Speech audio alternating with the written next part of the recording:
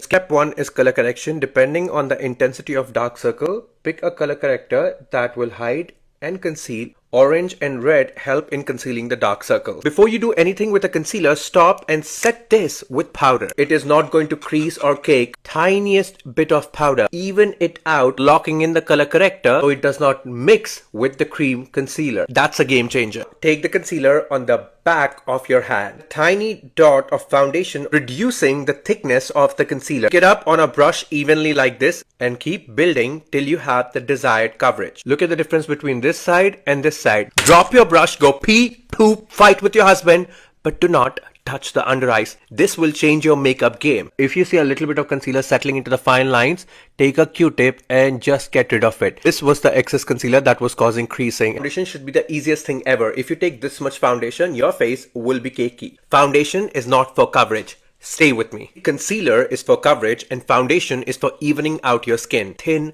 layer of coverage. That is my neck and this is my face. Concealer should blend into the blush and the blush into the bronzer. It's a 3-2-1 rule.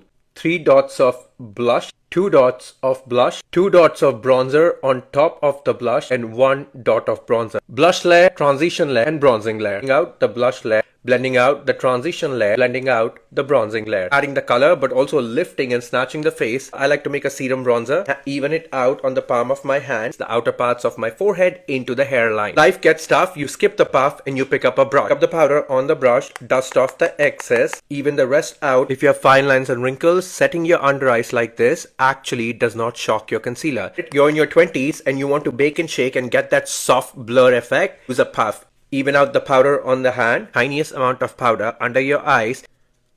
Melt the creams and powders into one layer. Next 2 steps are completely optional. Powder blush, pick up a powder bronzer and intensity on the outer parts to set the whole face with a waterproof setting spray. It's blurred, it is smooth, it is even, it is cohesive. The placement makes a huge difference and look at the transition between the blush, bronzer and concealer, giving snatched.